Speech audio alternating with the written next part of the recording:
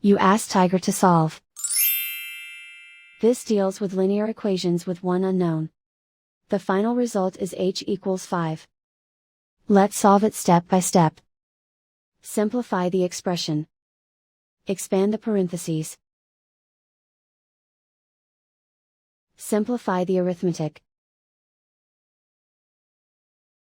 Group all constants on the right side of the equation. Add 6 to both sides. Simplify the arithmetic.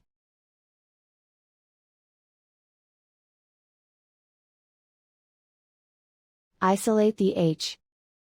Divide both sides by 2. Simplify the fraction. Find the greatest common factor of the numerator and denominator. Factor out and cancel the greatest common factor. And so the final result is h equals 5.